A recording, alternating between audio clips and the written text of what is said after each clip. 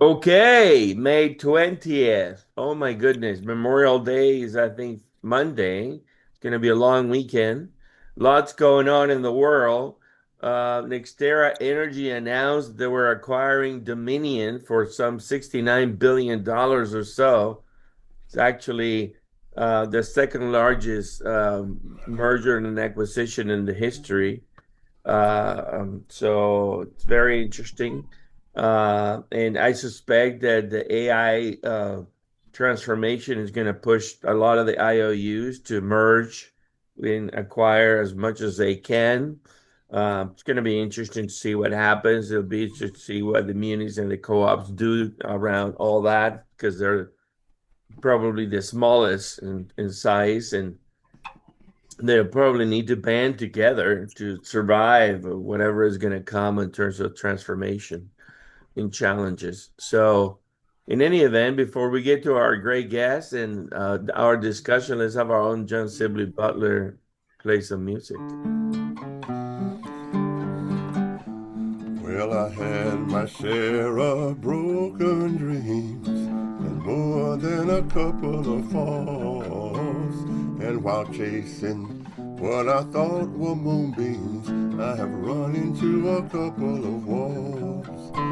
But in looking back on the places I've been and the changes that I left behind, I still look at myself to find I learned the hard way every time.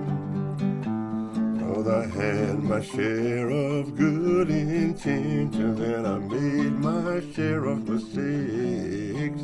And I learned that it's best to bend, 'cause if you don't, well, those are the breaks. But in looking back at the faces I've been, I'll be the first one to say, when I look at myself today, I wouldn't have done it any other way.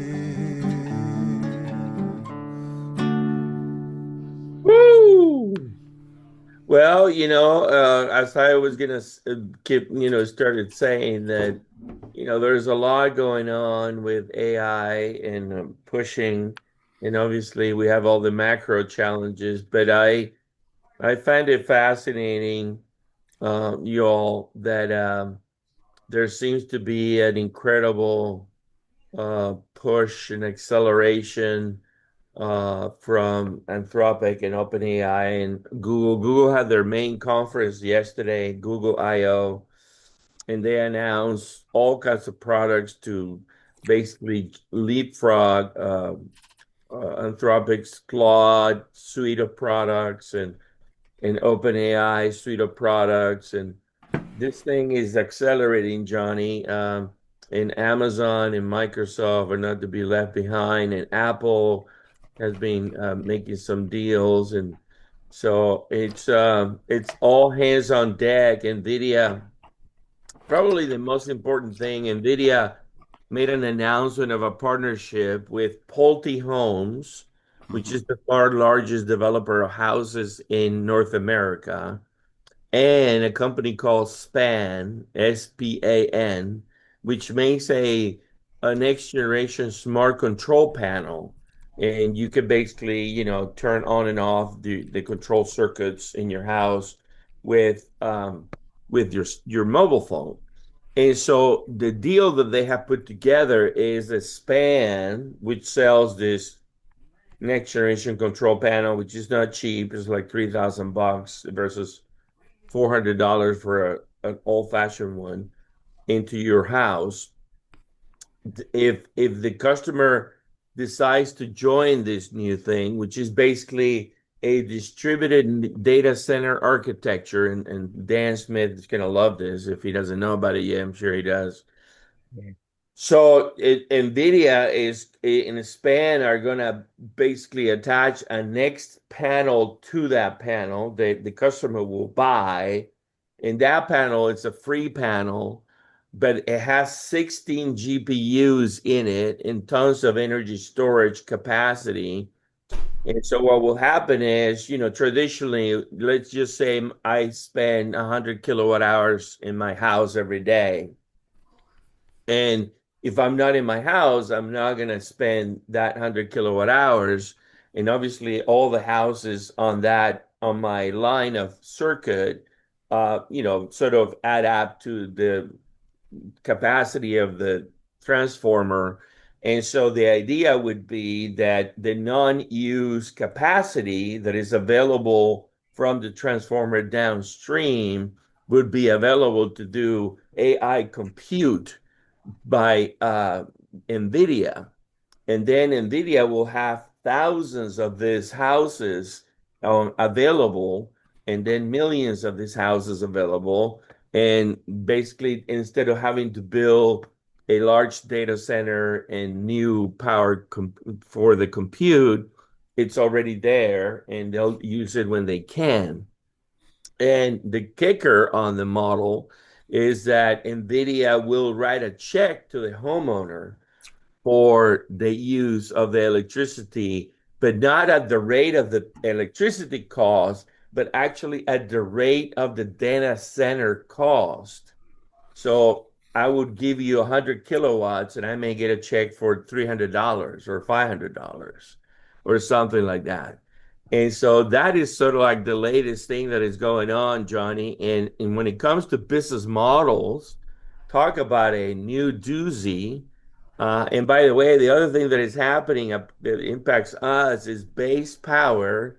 The startup that Michael Dell's son is driving convinced somehow Austin Energy, which is a monopoly, to partner with them and for an experiment of 40 megawatts in the city of Austin to allow homes to install the base power battery as a backup and get paid for ancillary services or whatever uh, the batteries are doing when the utility or the customer is not using the power on his house. So another sort of transformational new business model. So what say you, John Butler? Well, what I say is that it's nothing compared to what Rockefeller did when he wanted the trains to take his petroleum across America, and they said no, and he started investing in pipes and created a distribution for his petroleum to go underground. Or Hmm. it's nothing what Ford did when he said, okay, not only do I want to put cars together, I want to own all the rubber factories. I want to own everything. So what we see in acquisitions. So when SpaceX acquired, I don't know, XAI, I guess it Hmm. was, and what's Hmm. going on now is that the infrastructure is very, very important. That is, every deal will sit on an infrastructure. Hmm. Maybe except the airlines, right? But for the most part, all deals sit on infrastructure. And this new infrastructure right now is a kind of technology that we are engaging in. And remember, to me now, and all of these business models are the same, right? So right now, you just bought a brand new car. Well, it's like buying an iPad with wheels on it. There's no difference Right. between your automobile now and your iPad. And the energy sector is the most interesting one of all, I think. If if you look at the acquisition of going on, I'm trying to think if I can remember maybe I was reading this with the EG acquisition of UK Power Networks.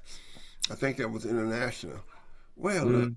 what has happened now, the delivery of electricity, it has changed. And if you can control how it is delivered, right? Remember, Hmm. it's not wireless. I mean, Hmm. it's got to go Not through. yet. Not yet. Not yet, but if you can control the infrastructure, the technology, and now the AI infrastructure, Hmm. then you rule.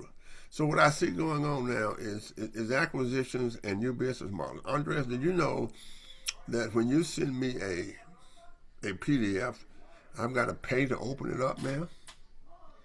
You know Hmm. that when you look at Word, you got to pay. You have to pay you have to pay to do that. That's Tommy calling Yeah. me. Maybe I should take that. So anyway, it becomes very, very interesting of exactly what's Mhm. going on. And business models will change as technology changes. And the energy has not been disruptive since its beginning. Energy has not Right. been disrupted because, you know, you say, well, look, if I can own the wires, I'm good, right? Hmm. But right now, it's not just the wires; it's the controls that you put on the wires. So anyway, so as Tesla, for example, we know that Tesla's not a car company; it's an energy company. We know that, and it's an energy company around electricity. So as these different models begin to change, the business models have always changed. You can switch to Sears and Roebuck. You can switch to, what happened to TWA. You could Hmm. all of these things were changed by material science. For example, I can remember, we did a case on the last jet. The question was, should the company make the last combustion engine, or should they wait on the jets to come about? Well, Hmm. Boeing was doing the jets, and they were saying, well, maybe the jets didn't have a shot. But so we're doing the same thing, and for the first time, it is really, really in energy. So that's essentially what's going on. Sure. Llewellyn, what say you? Well, Johnny's partially correct. I think there are other forces here. I think NVIDIA is acknowledging that there will be a severe electricity shortage, and all the data centers that people want to build will not be built. I'm down in Dallas, Texas at the moment, and I was given some information here, which I think you have were the first person to draw my attention to, Andrews, and that is that you've got a demand for electricity through 2030 that so far exceeds the available supply. I think what your installed capacity is around 85 gigawatts, and you have a demand of 250 gigawatts in 2030. There's no way you're going to build it. And there's no way you're going to build all those data centers. So NVIDIA is looking for a workout around that. As for the huge rumored or reported or hoped for utility merger, why? Normally, you have a merger because there's some synergy, some commonality. But Virginia will still be in Virginia, and Texas and Florida will still be in Florida. The regulator in Florida will not be the same regulator as in Virginia or in the Carolinas or anywhere else in this enormous territory.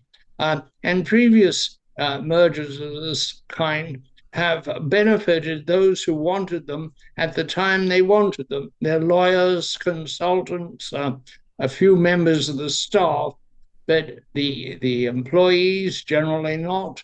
Certainly not consumers, because consumers are still in their local regions, and their success or failure depends on local regulation, not on the behemoth which is delivering the electricity. I think you'll get a less sensitivity, and it doesn't work out terribly well. Most conglomerates are less efficient than the constituent parts that uh, brought them together. And I've been looking at this for years. At one time, I thought the Japanese trading companies had succeeded in beating the conglomerate curse, and they haven't. And this isn't the first time that the Florida utility has tried to acquire a big partner. It tried with Duke Energy and failed. I think this one will fail. If it succeeds, I don't think it will affect most people very much. But what it will do, and somebody was quite correct, I think you were quite correct, Andres, when Hmm. you said some of the small utilities will be affected.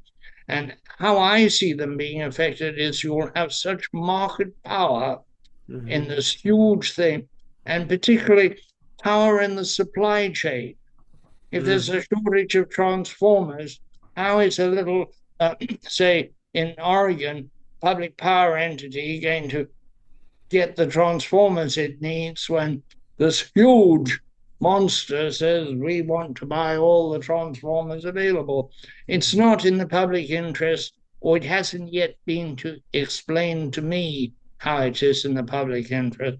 Yeah. Meanwhile, we have a lot of stuff going on which is quite disturbing. We're seeing series of layoffs. Today it's Meta. But recently this year we've seen a surge in layoffs attributed to AI. I read that graduates coming out of the universities are having difficulty getting their job. There are no more signing bonuses for graduates. This is a new market. And what appalls me and continues to appall me is how silent the political class is. We've got a tsunami breaking across the nation, and the political class is throwing barbs at each other.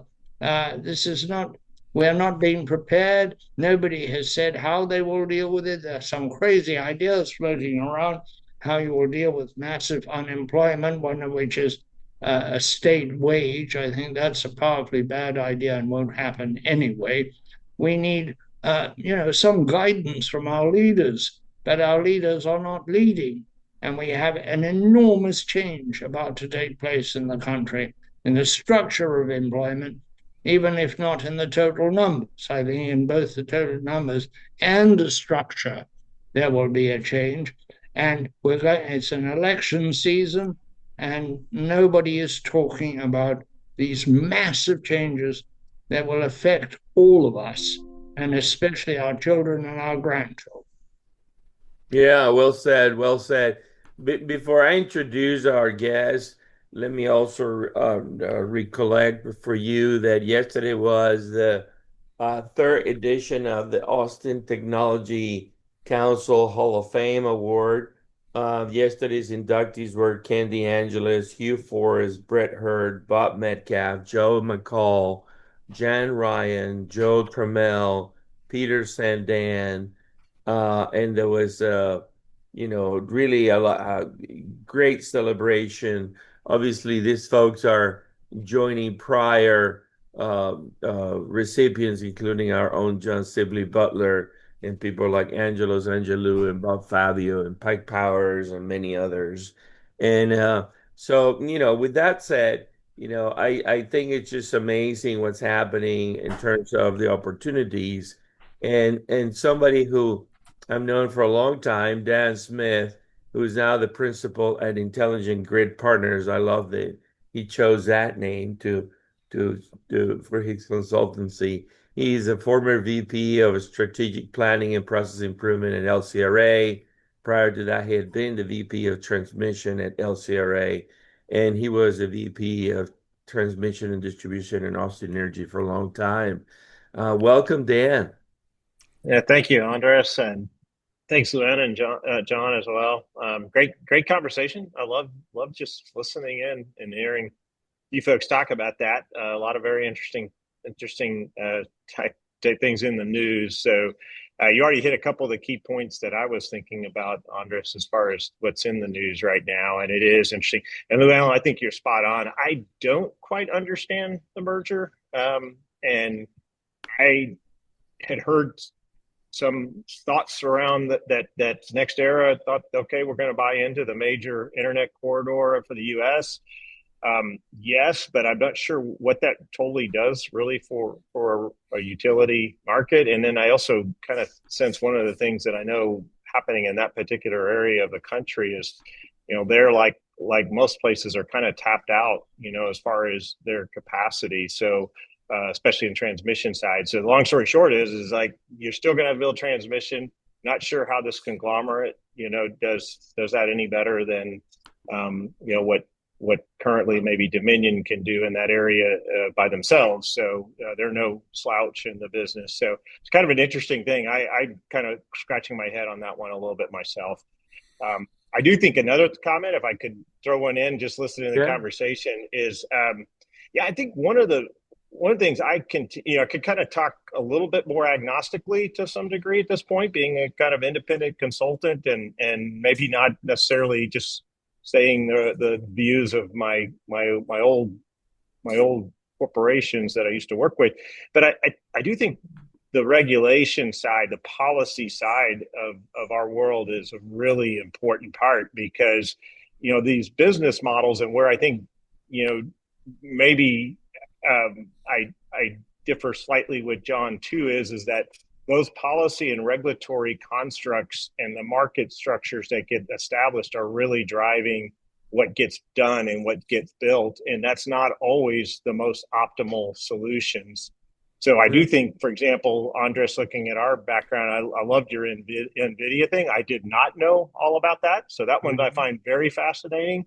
Mhm. Um, but that is, as things move to, like you and I've seen for years in the distributed energy world, that the ability to really fully comprehend and do integrated resource planning across generation, transmission, distribution, and the customer, and the resource they can play both as being people that are consuming energy, but then also who may put energy into the market. And now you're talking about putting computational power into the market.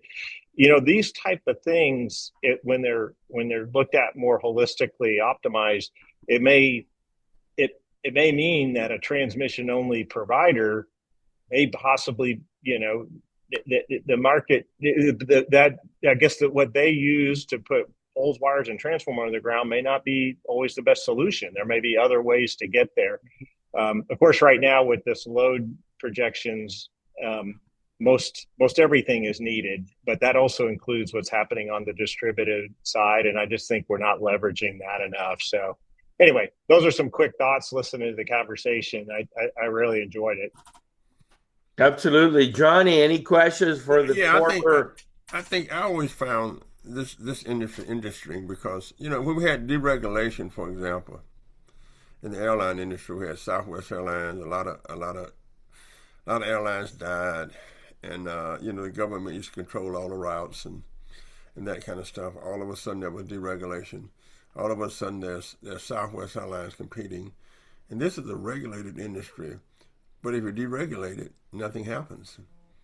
I mean, maybe it will happen, but the question is always who owns the wires. The question is always, who owns the hookups, and the big question is who will keep the lights on. Because and we have said here 1,000 times, what we want is when I hit that light switch, I just want the light to come on. So I think that as an industry, it is very, very different kind of industry that's relegated, cannot be derelegated. So it's different in that case. So my question has always been this: do we just look at the industry when all these regulations go forward, and do we just watch it pass through all the technologies and pass all the technologies that's on the shelf? Do we wait until we have a Pearl Harbor when it comes to electricity? And with all of the centers that's being developed, the data centers and the electrification, and all of a sudden, what do we do? Because I think that no one will respond, including the politicians. So, as has been brought out, if we're moving toward a Pearl Harbor, nobody's talking about it. I can't think of a time when keeping the lights on has been at the very, very center of politics. Only around being a Southern Louisiana boy, it's all around it when there's a hurricane. But so let me ask you this: then how do we put these kind of issues at the very center of the political arena? Because it's up to the state to make sure that the infrastructure is done well for electricity. But I think that's the issue, Johnny. And let me amplify that because Dan has an interesting perspective, from the capital of Texas. Um, and obviously his knowledge of the industry and with his peers across. But you know, ERCOT is a different animal, right? And it's standalone, and everybody had thought that ERCOT could be the model and perhaps the playground where the next generation create evolves and happens, and because it's autonomous, separate from the Western, the Eastern connect and all that. But one of the things that we're not talking about it, Johnny, and Dan can chime in, is who pays for this? Because in the bottom of the end, I mean, Dan could build and knows the crews and the companies to build miles and miles of distribution and transmission and substations. Who is going to pay for it is the key issue, right? So when you think about virtual power plants at the edge of the grid, see, I thought virtual power plants were going to be paid by homeowners that actually embrace the Tesla vision, solar panels, batteries. But it's not. It's not happening. It's not happening at the numbers that people thought it could happen, right? But maybe it's the NVIDIA business model that is going to pay for it. So, Dan, what do you think? I mean, isn't Uh, it ultimately in the discussions in the boardroom, who's going to pay for this? yeah, well, okay, I'll go back to the general fundamentals, and that is that utilities are going to install what they get cost reimbursement for and what they get cost recovery for. So that goes back to these policy market constructs that really are important and essential. I I think, and if I'm reading and understanding Llewellyn well on this, one of our challenges is we do have some struggles today that the politics, the politicians aren't necessarily providing the type of bipartisan, let's get together, let's work through, and then really try to go physics, science, economics based type database decisions, because they are complex, and they do involve a lot of different type things. But I think one of the areas, and my hope is what we're able to do today with AI and the ability to just run various types of permutations and iterations and scenarios of modeling that can get more and more sophisticated and more accurate, ideally, that we may be able to present more optimized across the board solutions, because I think that it isn't, if you myopically look at, I'm just going to build more natural gas facilities and not look holistically what I might be able to do on the grid edge, or how I might be able to leverage the ability to shift computational load in different parts of the country, or what you can name just these different type of efficiencies.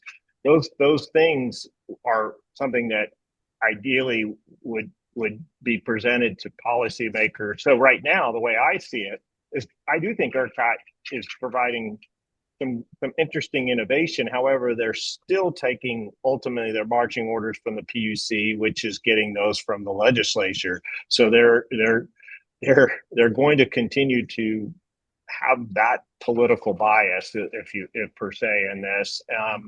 And I think those are one of our challenges. Is we have to try to look beyond that. But I do think, and I'll rant here, but I think part of it is the social issues. We need energy security for all. We need to be able to ensure that that people that are in marginalized areas are afforded the same resources and availability that others. And I think those things have to be kind of taken into consideration. But I think also we need to recognize that if you tank, for example, the oil and gas business in Texas, there's a lot of social implications of that. So that type of a transition, has to be comprehended as well, because it's not just simply, well, once we figure out how we can do everything with clean energy, we're all good. It could have some very significant impacts to the economy. That means people's well-being as well. So those are the more complex elements, and why I think ideally we need to certainly talk across the aisle. We need to also include a lot of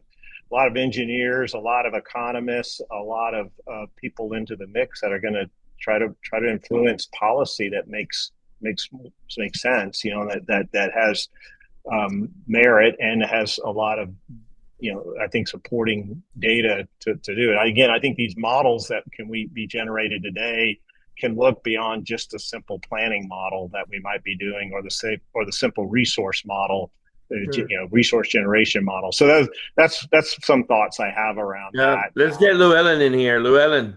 Thank you. Before I ask you a question, Stan, I just want to clarify to people what I'm saying. I'm saying that on the issue of coming unemployment, we need to hear from our political leaders. But I disagree with John quite substantially. We don't want the politicians making finite energy policy.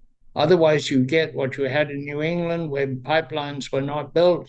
So we now have to import natural gas from Europe because it cannot be carried, thanks to the Jones Act and American tankers, to New England. It has to go to Europe and come to New England. Insane. Or you have a situation that you have now in Virginia, where the legislature has mandated the purchase of an enormous number of batteries, a lot of battery power that isn't needed and will actually have a corrosive impact on the efficient operation of the system. So the last thing you want is energy decisions made locally. I mean, with this kind of thinking, it will only end you in a nightmare situation. What we need is solutions that bubble up from the system. I very much like what Dan said about the grid edge. I think most of the solutions are going to come at the grid edge, and I think they're going to be very creative. But Dan is our guest, John. Let me ask Dan questions. If I am running a small utility in Texas and I hire you as a consultant, what is your first piece of advice in how I can enhance my transmission posture?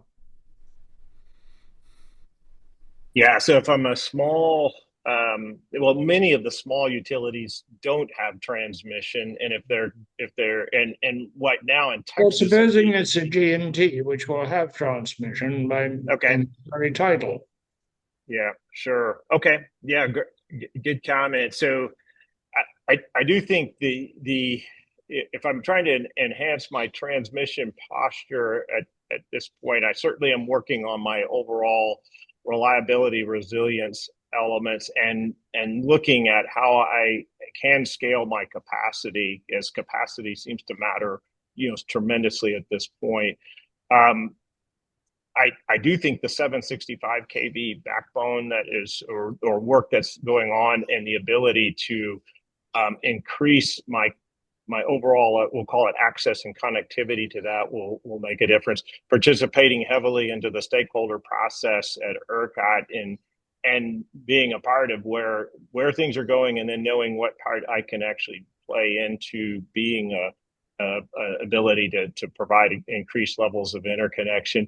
I do think, Luann, what seems to be common issues these days are the ability to go through various levels of the interconnection process, get into various levels of what's called batch zero now. But just so if whether or not I'm interconnecting a resource or I'm interconnecting a load, the ability to be a very good advocate for those developers and or end use customers, and being able to be pretty agile in representing that. I think one of the areas that becomes a bit of a question is how much risk you're willing to take in regard to whether or not that the company that you're interfacing with, how much you can invest in that particular effort, knowing that their speed to market will matter, but you may also have some level of concern of having stranded, some form of an asset there. So those are things that I say probably pretty quickly that would increase my certain posture. That last part of risk, I think that's an interesting one. I do think Senate Bill 6 is helping to mitigate some of those risks that transmission providers will take on, but I still think that the ability to be a pretty agile utility transmission provider in this has a significant advantage.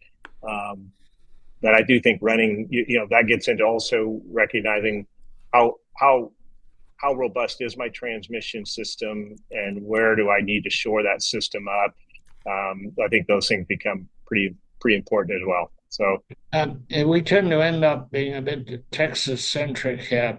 I wonder if you look at the rest of the country. It seems to me that PJM is having difficulties. That PJM maybe because it's got a kind of sclerosis, and maybe there's factors that I don't fully understand. But by comparison, it seems to me, from my vantage point, that the Southwest Power Pool, for example, is operating quite comfortably, and that ISO California is operating satisfactorily. I think people are looking to ERCOT at some sort of possible laboratory, but they're not yet sure that that is true or that it's relevant to their situation. Technologically, what are you looking at? Is better conductors going to make a big difference? You can get a lot more power down a new conductor than you could an old conductor, but reconductoring a system is prohibitively expensive. To what extent can conductors change the picture?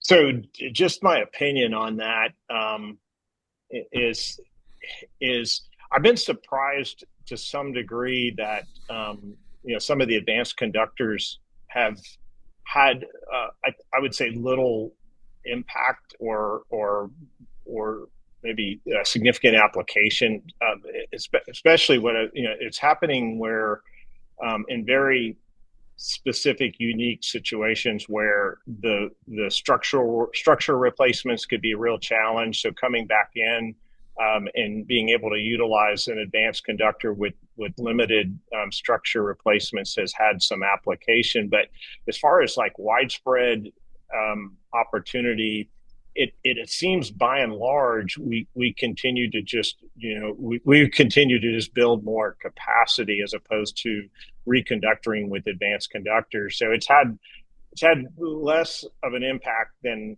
I had expected, and a little bit that had followed this with EPRI. There's continued work on advanced conductors, and perhaps there's some real breakthroughs and some cost elements that maybe it may serve to be something that would serve on be utilized more on a regular basis, as opposed to like a greenfield.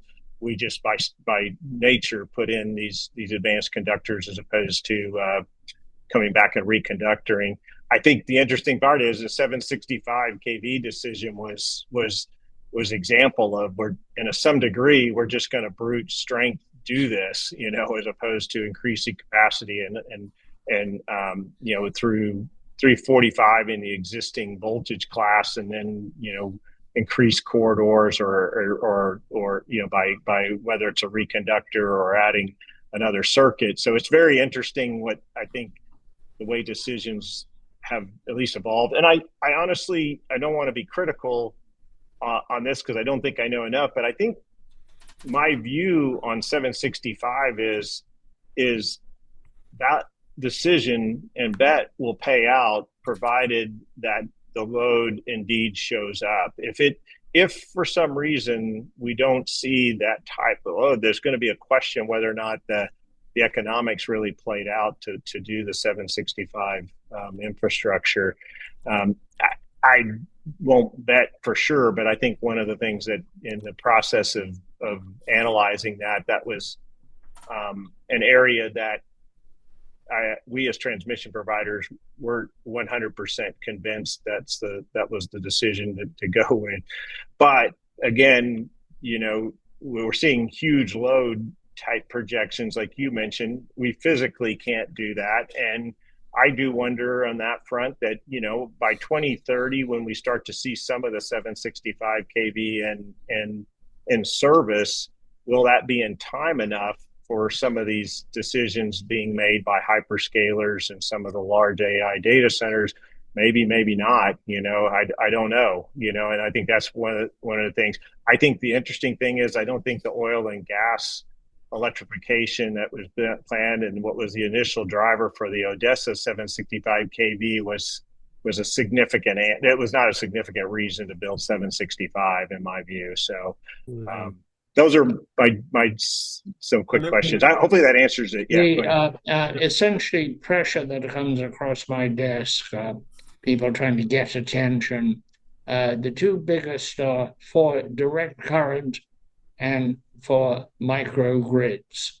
And every day somebody proselytizes me on microgrids and direct current. Would you like to comment on those? Yeah. I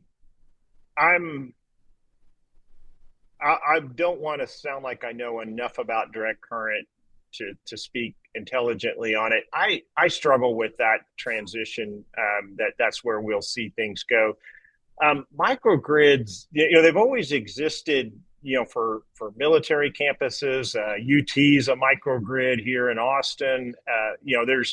There are places where microgrids have made some reasonably good sense, and I I think that they have some merit when you can marry them with kind of stacking the use cases. For example, when you've got areas that you might really be looking at reliability, resilience type opportunities that would play out, or sometimes it's these opportunities where to build the infrastructure would be so cost prohibitive because it's such a remote situation. Now, some of these central domestic areas, this Brownsville neighborhood in the Chicago area, um, I I I see things being a lot more grid connected as a whole, and just taking advantage of the ability that you can certainly put your resources onto the grid.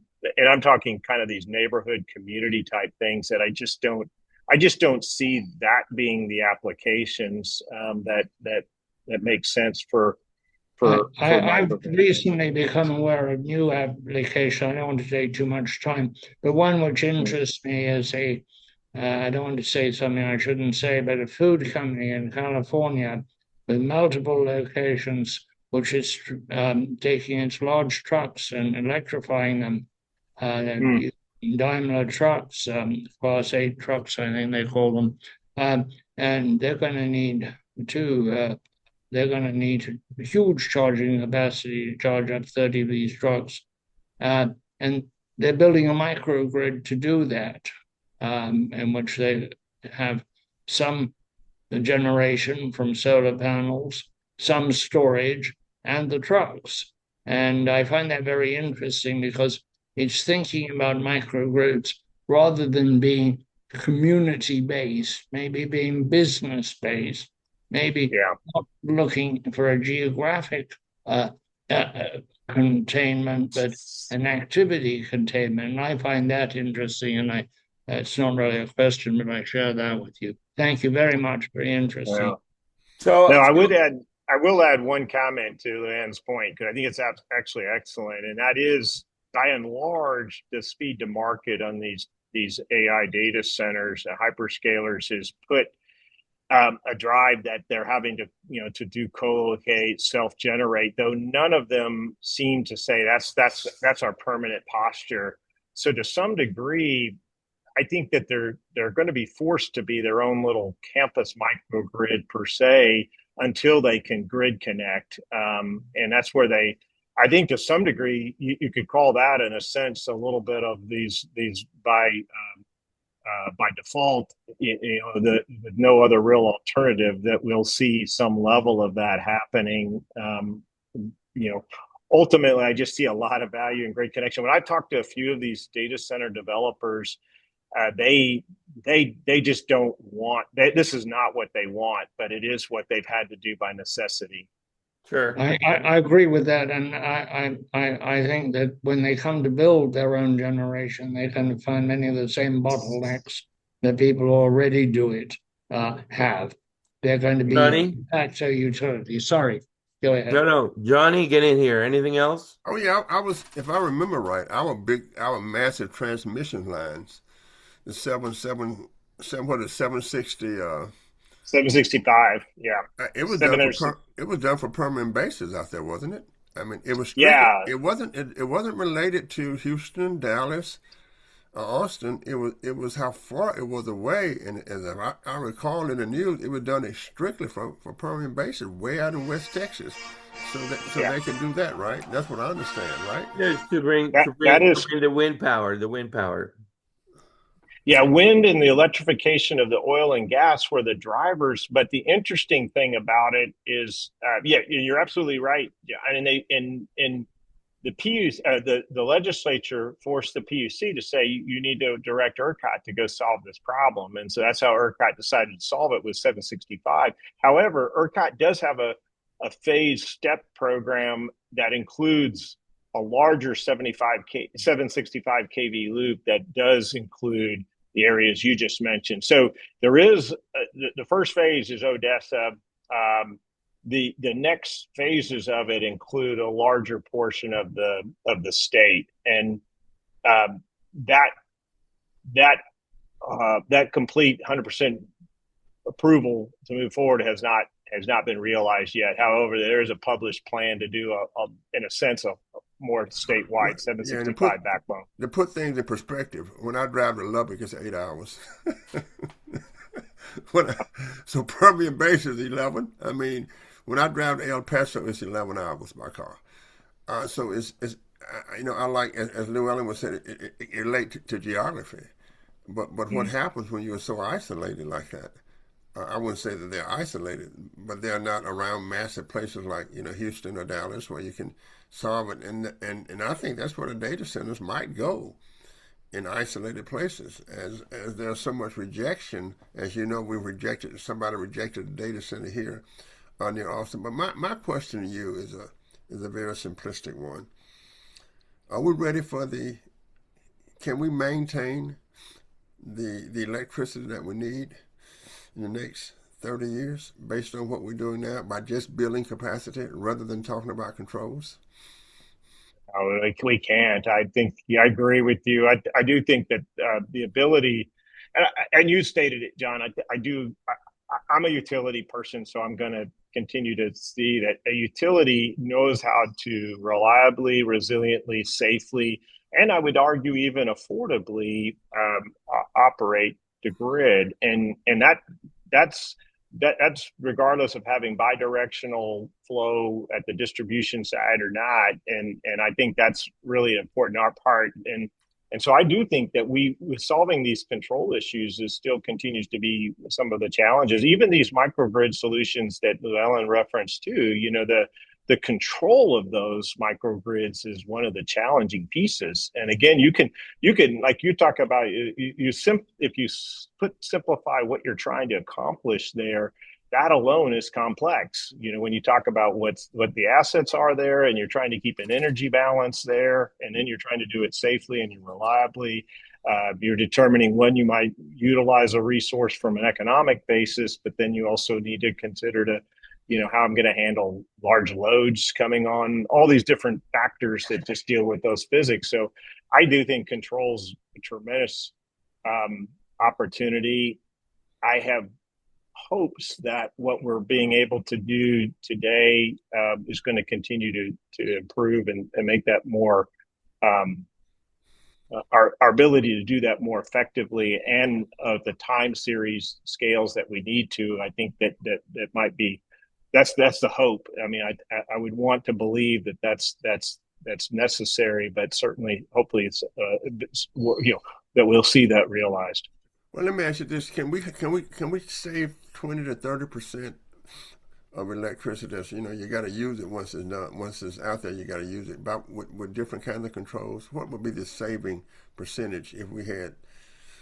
Yeah, that's a good question. I think one of the things that I was working on, along with the Electric Power Research Institute, had to do with like these data centers, is just the flex, how they might be able to be more flexible. Which the idea might be that if I'm able to match my capacity, I might have higher utilizations on the grid and utilizing that capacity, as opposed to just building for a peak. So I do think what our planning processes in our modeling have to involve a full 8,760 hour type analysis, and then really look at how can I match my load shape to utilize more of that capacity at times where I'm not seeing it. But I do think yeah, I don't know about how much we save 20-30%, but I do think we could get higher utilizations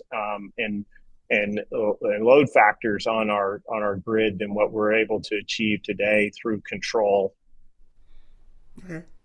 So Dan, I have a few questions, maybe rapid fire questions and answers, your thoughts, and maybe some data if you have it top of your mind. So a lot of people say, "Gosh, I don't understand why utilities do over versus under bill. Why is that, Dan? What's more expensive, and why isn't everything underground?"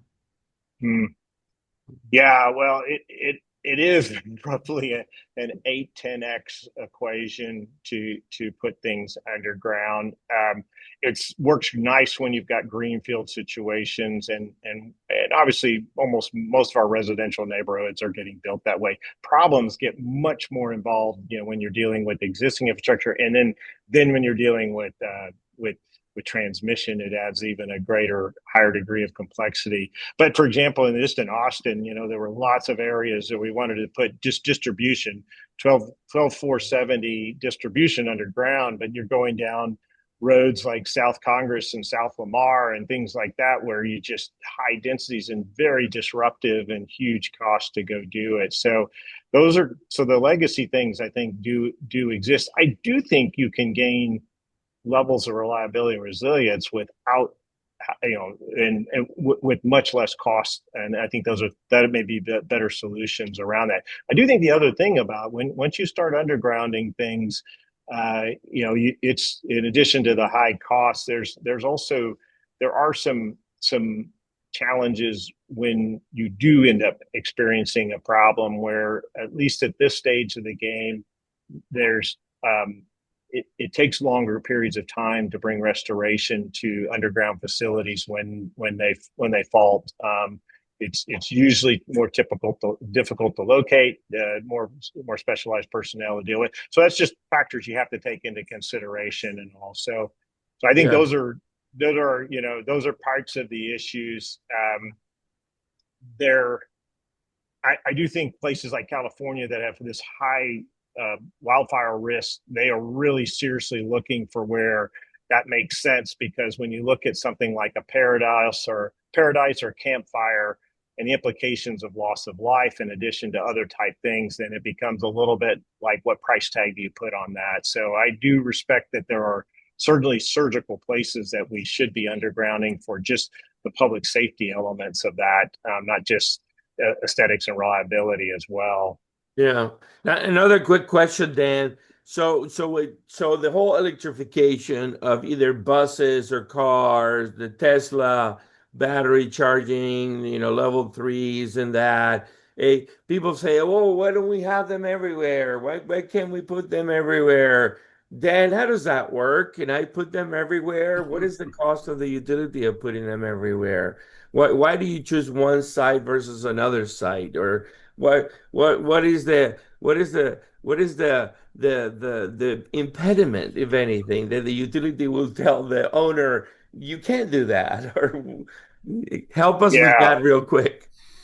well, with the electrification of some of these fleets, they're not small loads, and then you kind of deal with just the normal spot load elements, and plus the nature of the load isn't has varying load factors, and so so it becomes a little interesting too, to just being able to properly time when you might see certain demands. There seems to be a lot of concerns that, for example, where you're not going to be charging constant load type issues around the clock. So I may put in infrastructure that will only get utilized for maybe at night when bus depots are pulling in, and so I think there's things like that require a fair amount of infrastructure costs, and the infrastructure is underutilized. So I do think that this is back to where really good optimized distribution planning connected with the transmission substation planning can really make a difference. But yeah, it's what I've been understanding in that area. Admittedly, it's kind of like it's kind of gotten dwarfed a little bit when you start talking about 200 and 300 megawatt, 500 megawatt data centers, 1 gigawatt data centers, but still, nevertheless, on the distribution side, this becomes a lot more challenging, and that is part of it. Distribution, transmission, it's the places where you connect the multi-hundred megawatt type systems. These charging stations that are not to that level, but might be in the areas of a couple of megawatts or a megawatt or so. But at these peaks, it's much more involved getting the distribution infrastructure in place for that. My last quick question, Dan, and we got a few minutes left, but you take your time. The ultimate weapon for the utility, energy storage, has been around forever. The price keeps coming down. New chemistries are showing up. Maybe lithium ion and entropy is a challenge in certain locations, but it will get solved with new materials. Why isn't energy storage taking over the world to solve all these issues? Hmm. Well, I still think the biggest parts is the long duration energy storage that we're still hopefully trying to solve for. I do think, I mean, one thing, Andres, I should have probably looked at it a year ago when we last talked, and then where we are today. It's amazing to see how much has been put in, and not just ERCOT but elsewhere. Mm-hmm. I think you and I both remember 10 years ago, solar was a blip, and now it's 30 gigawatts of the generation. Similarly, is what's happening with energy storage. Just 5 years ago, it was nothing. And then it seems to be pretty clear that ERCOT itself has been able to utilize it during this interesting transition when the sun's starting to set and the wind hasn't come up, to really handle that peak demand in the summertime right around 6 to 8 p.m. at night. That's great. So we've seen real value already coming from that resource. But I think the long duration side is part of our issue. Is we still, the things I get, okay, as a grid operator, I still get a little concerned of when I run into, God forbid, another Winter Storm Uri type event. So now I've got a longer duration time where I've got limited generation sources at this place, and possibly at that point not seeing the amount of renewables that I would like. And so at that point, my 4 hour battery storage, if I've got it, or 2 hours, just not going to help me much and all. So I think we're still dealing with that particular problem. That being stated, we're seeing some emergence of some long duration energy storage, and I still think the thermal side of it, things like compressed air, and then I'm bullish on geothermal. I do think that we've got some real possibilities around that, and seeing things in the ability to do different types of the drilling that we have gained from our oil and gas side is also feeding into the ability to much more effectively do geothermal. And then I think we may have talked about this a year ago, but we continue to see small modular reactor, advanced nuclear. I'd love to see more of that, and I think we will see some of that come to fruition. And so that support around that are things. So those are some quick hits on that part. Yeah, Llewellyn, final questions. Yeah, I'm glad you mentioned that. It seems to me that with small modular reactors, the big unspoken issue is how do we sort out the winners from the losers? We have a lot of technologies, a lot of hype from many different kinds and very different. Some of them had their genesis at Oak Ridge National Laboratory in the 1960s and L1. But now they're moving. You've got a fast reactor in one place. You've got the consequences of that. You've got untried technologies. Are we simply going to go for GE Hitachi because they're proven parentage, or are we going to go for BWX for the same reason, or Westinghouse also? So even among those with provenance, there's competition. But what we know with very complex technologies is that the market will usually sustain at best two. It won't sustain 10 competing. I think there's 72 designs out there. It won't sustain 10 competing technologies when each technology will cost several $billions to prove out. We have one small modular reactor, new scale, which hasn't been able to get its cost low enough to find a customer. That is not auspicious, I don't think. So we need some mechanism we don't have an Admiral Rickover to say, I like this, why are we doing it? Full steam ahead. I was talking to some former Navy nuclear people just earlier today, and we were talking about these things. How do we make the choice? If we stumble along waiting for somebody to fail or somebody to favor, say TBA, which is like GE Hitachi, or some other utility that likes BWX, etc., this is going to take forever. At some point, we need to start building lots of them to scale, or we're wasting our time. Boy, that's a great comment. I appreciate that one, Luana. Well, and I'd love to. Yeah, if you could figure that out, that would be great because I If I do could think figure that out, I wouldn't be doing this program. I'm not Mhm. from here. I might be doing it from the south of France. Mhm. I wouldn't be doing That's a it great. from Dallas. Johnny, final question. Well, let me just make a comment, Mr. Yes, sir. Smith. The Titanic in the state of Texas, we're creating 4 times the amount of jobs in the state. We expect 8 million people simply between San Antonio and not just Austin, but north of Austin. Let's just say Georgetown. We're expecting 8 million new people. 8 million new people. Mm. We think that we can continue to create the amount of jobs that's needed. And here we don't just wait for people to bring jobs to Texas. We create companies to create new companies. So we have people. We add another Louisiana to the state of Texas in terms of over 8 million people. So your iceberg, and in talking with the governor and everybody that's related to that, your iceberg is right around the corner. And that iceberg is they're not bringing any electricity with them. Or water. That's a great. Well, That's a yeah. Or roads. and so it's very important. It's very important. But I think the strategy is there.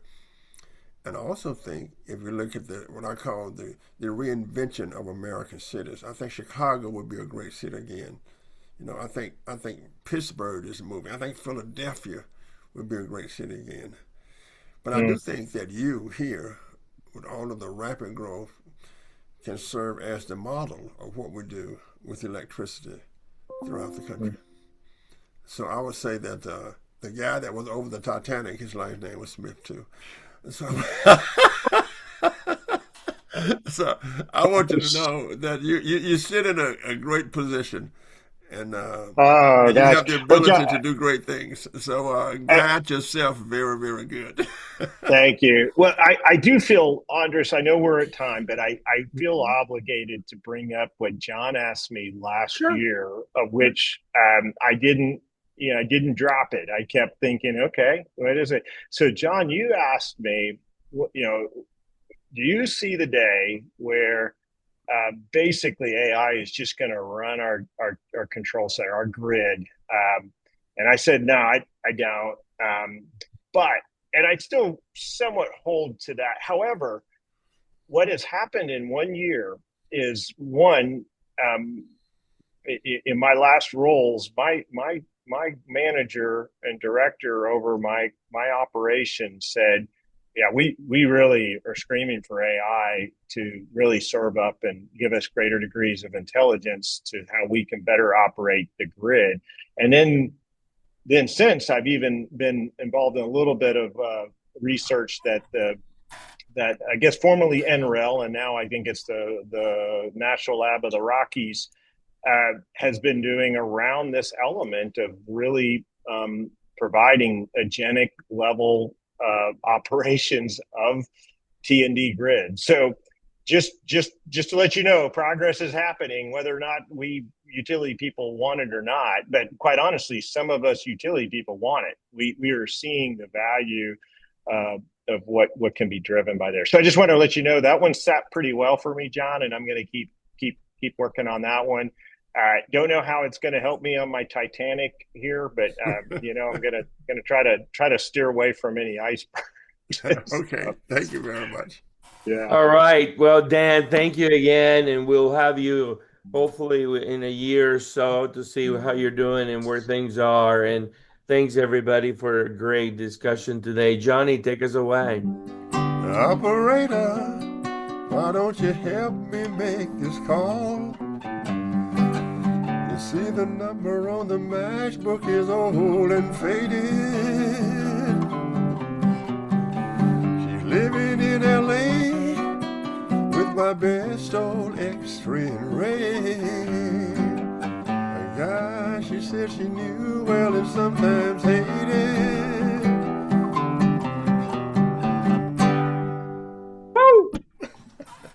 Thank you, Dan. And you never remember what an operator was. It's all done by AI now. Thank you. Take care, y'all. Enjoy the time. Take care. All Bye right. now. Bye-bye. Bye, Llewellyn.